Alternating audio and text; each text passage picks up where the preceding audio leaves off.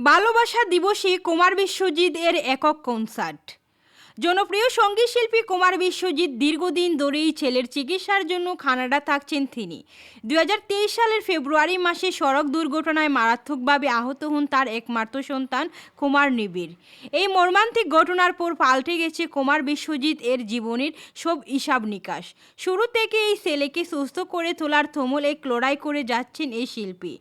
স্বাভাবিক জীবনে এখনও ফেরা হয়নি সন্তানের, চলছে চিকিৎসা। ফলে স্বাভাবিক জীবনে শিল্পীরও আর ফেরা হয়নি। সন্তানের মুখে বাবা ডাক শোনার অপেক্ষায় আছেন তিনি। দীর্ঘ বছর ধরেই কানাডা থাকায় সেখানেই ভিন্ন কনসার্টে গাইতে দেখা যায় কুমার বিশ্বজিৎকে।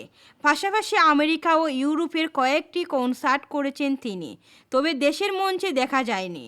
দেশে একবার এসেছিলেন, সেটাও কিছুদিনের জন্য, ফের কানাডাতেই উড়াল দিল।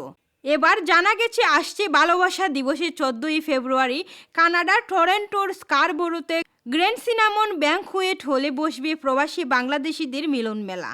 আর সেখানেই কুমার বিশ্বজিৎ একটি কনসার্টে এককভাবে পারফর্ম করবেন, গাইবেন নিজের পছন্দের গান।